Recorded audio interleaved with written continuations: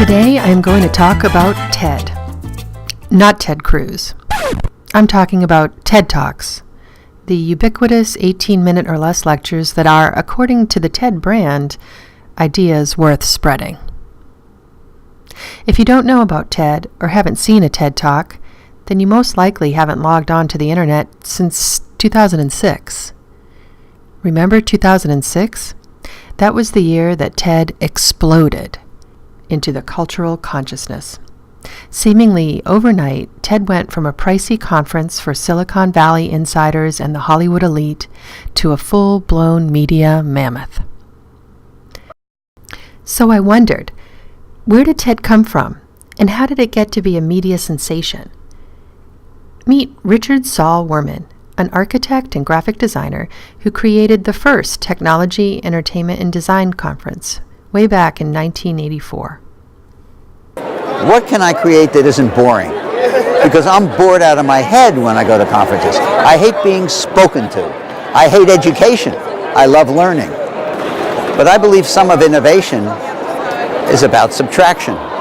There was a great movement called the Bauhaus, which was about subtraction. When I first did the TED conference, I subtracted panels, white men in suits, CEOs, politicians. I subtracted the lectern. I subtracted long speeches. I created the 18-minute speech, no introductions.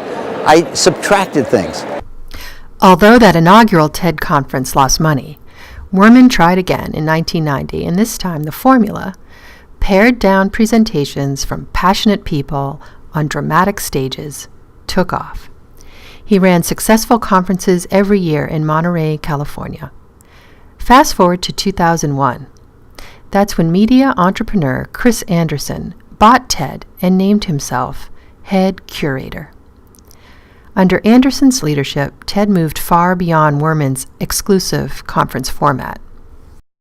People were describing it to me as their best week of the year, and they were ending the 4 days in this really inspired state, just excited about the world, full of possibility.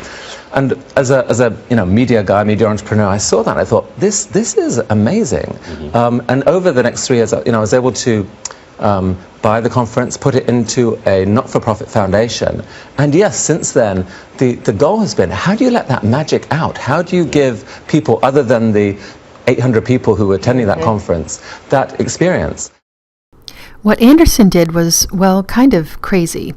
He took TED Talks previously seen only by those few invited to pay the exorbitant conference fees and published them online for free on this new video service called YouTube.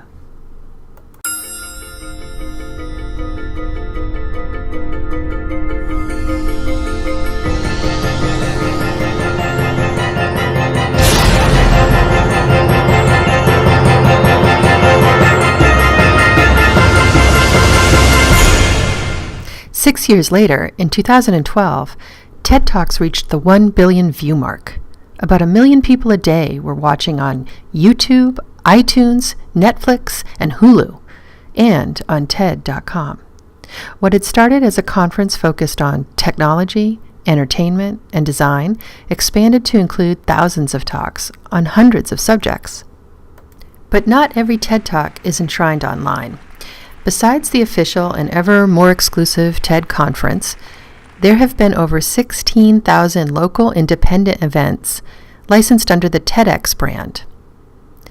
This ever-growing engine feeds the TED content machine. TED curators choose which talks will be available for public consumption. As its popularity as a medium to reach viewers increased, TED attracted the famous and the infamous. Bill Gates, Facebook CEO Sheryl Sandberg, and Monica Lewinsky were just a few of the stellar and unpaid speakers.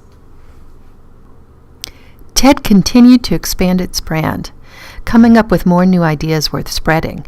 It cultivated an aura of wisdom, wonder, and awe, sort of like Bono. Its thousands of followers, called TEDsters, practically worship the organization, and hundreds of thousands annually attended TEDx conferences all over the globe. And then, perhaps inevitably, the goodwill started to erode.